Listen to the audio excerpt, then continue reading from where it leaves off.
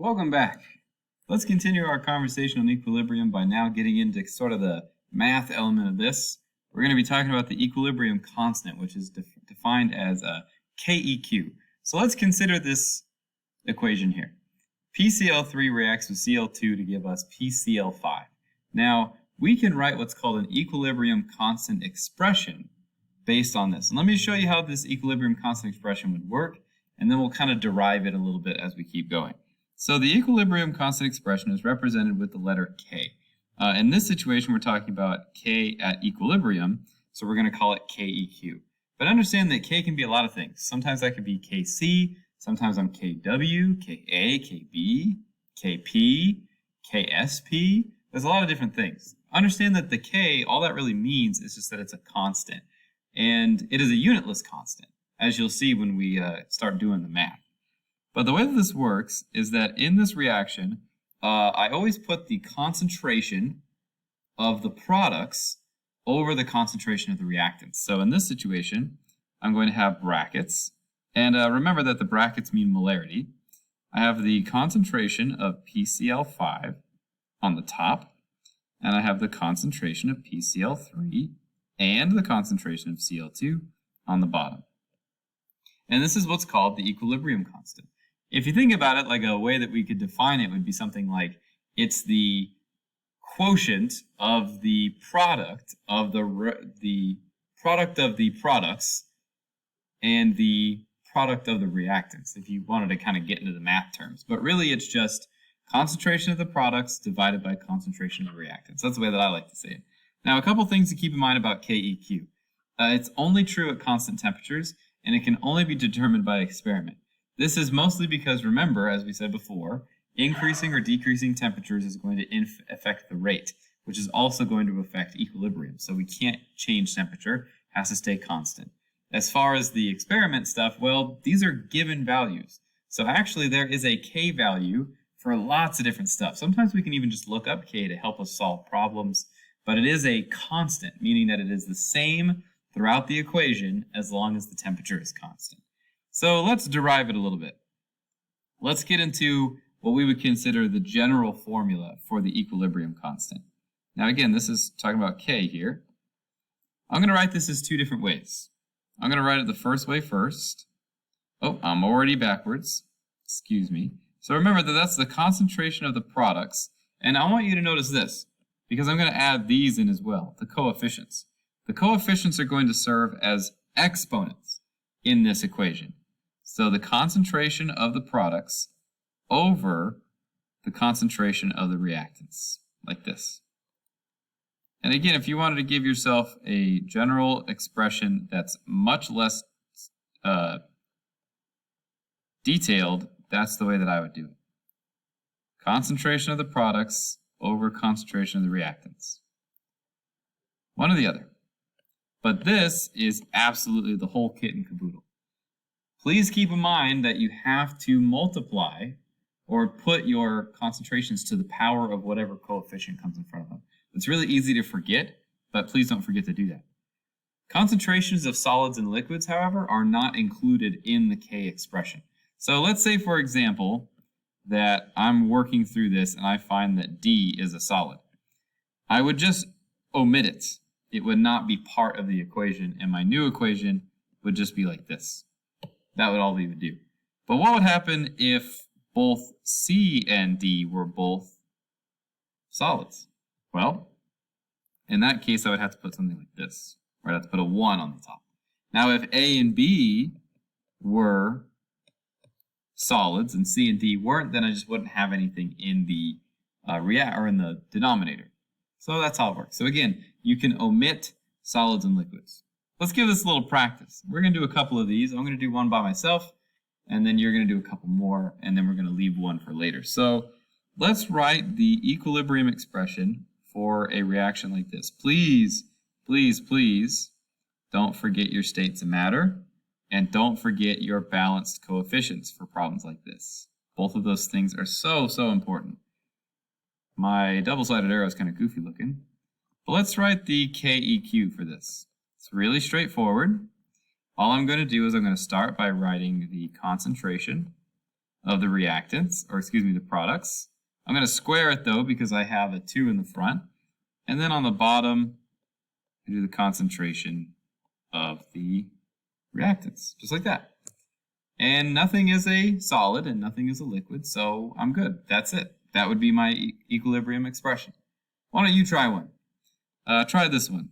NH3 is going to react to form, let's see, NH or N2 and H2.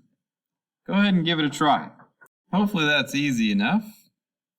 All we're doing is we're organizing the concentration of the products on the top, and we're putting the concentration of the reactants on the bottom. Let's give ourselves a chance to try one more. This time, I have a solid in my reactant side, and I'm dissociating into ions on the product side. Give it a try, just like before. Pause and try it out and come on back. All right, so this time we didn't have to include the solid in the denominator. We just removed it completely because it's a solid. It's not part of the Keq expression. So good. Hopefully that's okay. Don't forget those coefficients as powers. That's really the trickiest part. Let's look at another one. This one, so this is mercury oxide, and it's going to react to form mercury and oxygen. Go ahead and give this one a pause and come on back when you're finished. Hopefully you realize that you don't have to include the solid or the liquid, so then the expression is just K. All right, so this Keq value, it has a number. It is a value that we're going to calculate, and the size of this matters. And it's really, really, really important to understand this. A large Keq means that our products are favored in equilibrium. A small Keq means that reactants are favored in equilibrium. So what does that mean for something to be favored in equilibrium? Well, that just means that we have more products than we do reactants, or more reactants than we do products. Consider for a second the graph that we drew in our previous lesson. So take a second and flip back and let's go ahead and look. In our previous lesson, we talked about this graph here. And we noticed that in these two reactions, the only difference is the amount of products and reactants that we have. Notice that in this graph, we have more reactants than we do products. This would be something where our Keq would probably be kind of small, and we would favor reactants more than we favor products. You might think, what does that mean, favor? Favor just means we have more of than the other. It means that the reaction is moving in that direction more than it's moving in the other direction. Now for, say, this equation, or this graph, this is a situation where our Keq would probably be pretty large because the products are favored more than the reactants. So that's what we mean by favored. We mean more in equilibrium, present in equilibrium. So now let's look at an example where we're going to actually do a little calculations. It says the Keq for the following equilibrium at 200 degrees Celsius is 626.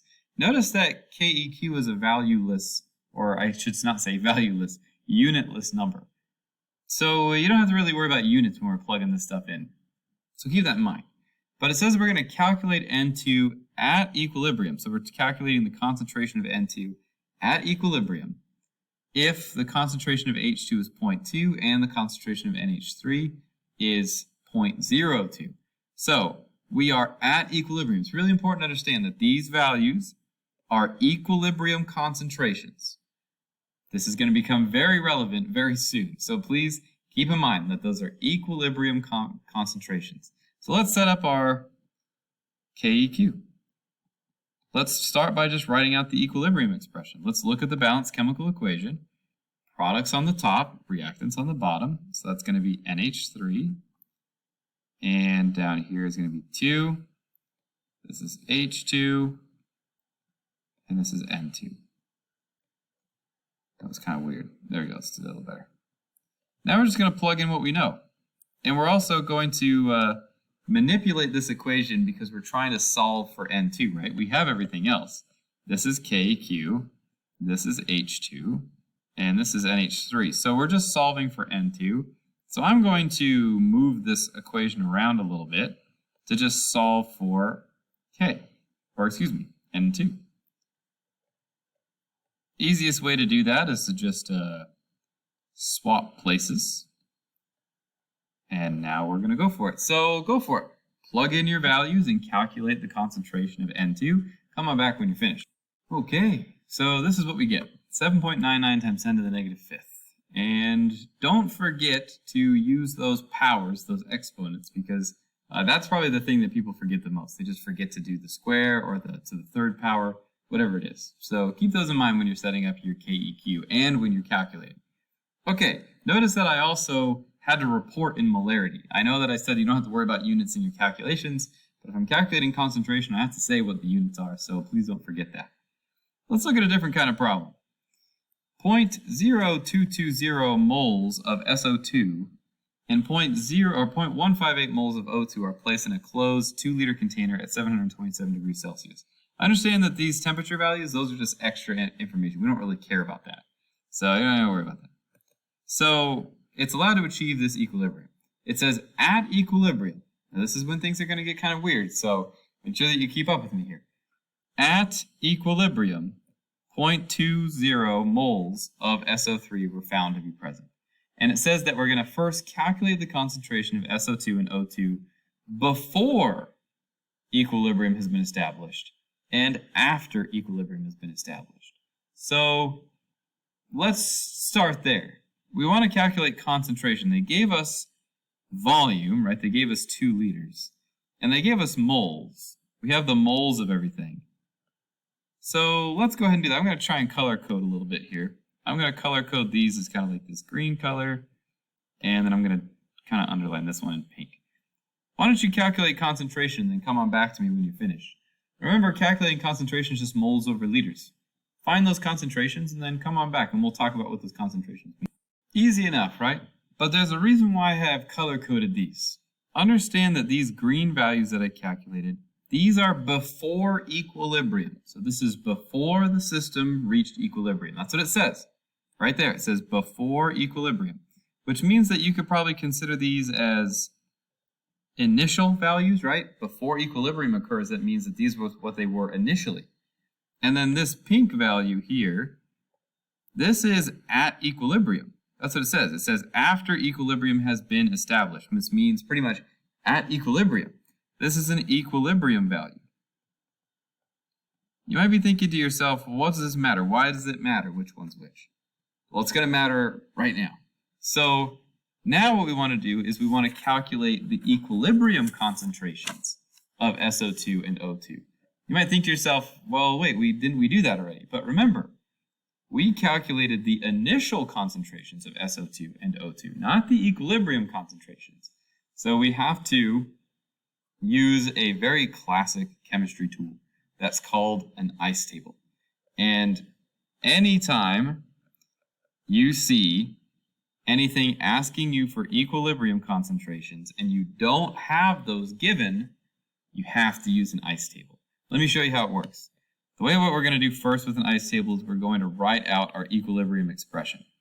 If you forget to do this part, you're messing it up. So you have to rewrite your equilibrium expression. Even if it's written somewhere already, you have to rewrite it. So this is our equilibrium expression. Now we're going to set up the ice table. So I'm going to say I, C, E. And some people like to put a line here. I don't. But you might see that somewhere. Just keep that in mind. So the I in the ice table stands for initial. The C in the ice table stands for change. And the E in the ice table stands for either like end or equilibrium is usually what it stands for. So we're going to plug in concentrations into this ice table. Where are we going to get those concentrations? Well, we already calculated them here, right? So the initial values for SO2 and for O2 are the values that we calculated before. The initial concentration for SO2 is at 0.110. The initial concentration for O2 is 0.790. And is there any product at the very, very, very beginning? No, there's no product. I'm actually going to do that in a different color. No product. Good. So do we have anything else that we can plug into the ice table? We don't have anything in the C column. I don't know, I'm not really there yet. I'm not comfortable with that column yet. But I do have this equilibrium value, right? And I can plug that equilibrium value into here, the bottom of the ice table. So that's 0, 1, 0, 0. Okay, I can use that equilibrium value to now help me fill out the rest of the table. It's almost kind of like blocks. They kind of knock each other down. So let's think about it.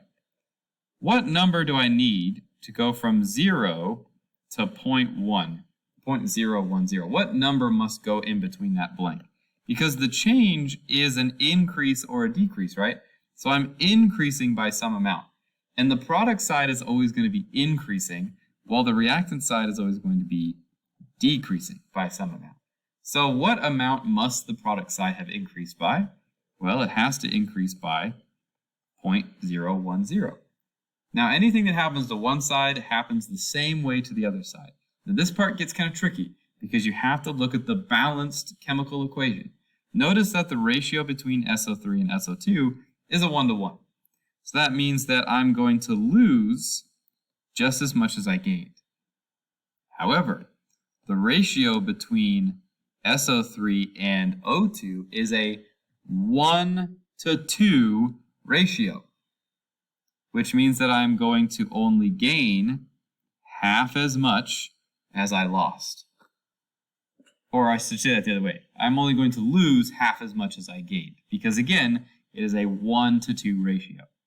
So if I now do the change, where I subtract these things, I'm going to get 0, 0, 1, 0, and I'm going to get 0, 7, 4, 0. Hopefully that makes sense. Now what I'm going to do is I'm going to take those values out of my ice table and I'm going to report them. You can't just leave the ice table like this. You have to take them out and report them.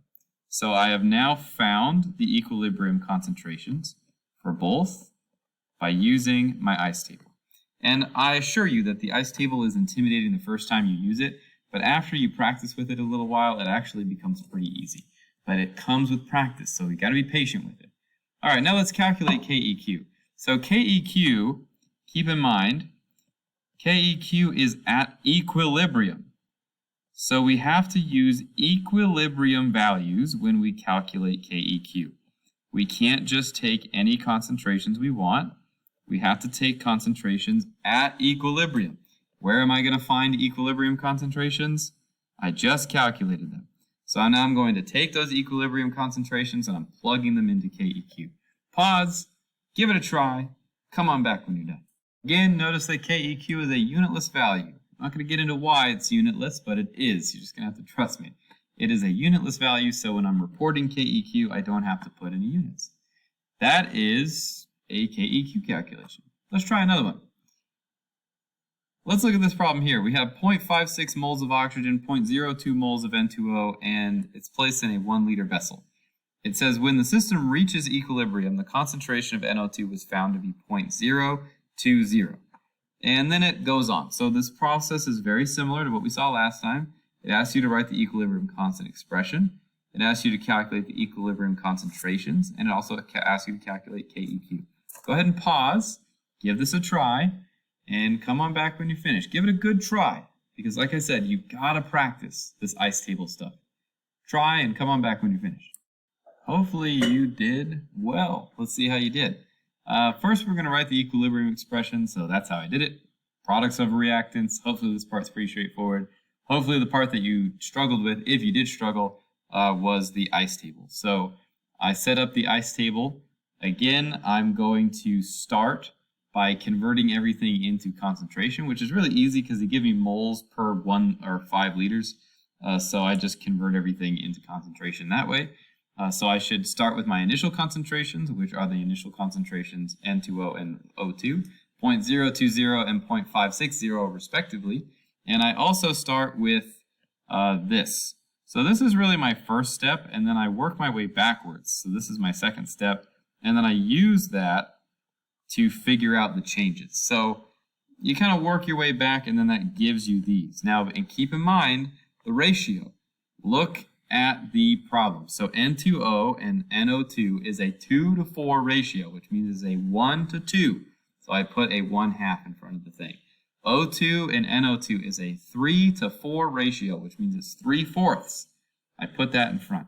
So just keep that in mind because it's going to matter a lot. I plug in those values into Keq, easy peasy. I get 9.9 times 10 to the negative third. It's kind of a small Keq, right? So this small Keq means that this reaction probably favors the reactants. Let's look at another one. So let's say that we have a reaction where we have PCl3 and Cl2 is reacting to give us PCl5. Now sometimes we don't need to use an ice table, and let's recognize when that is.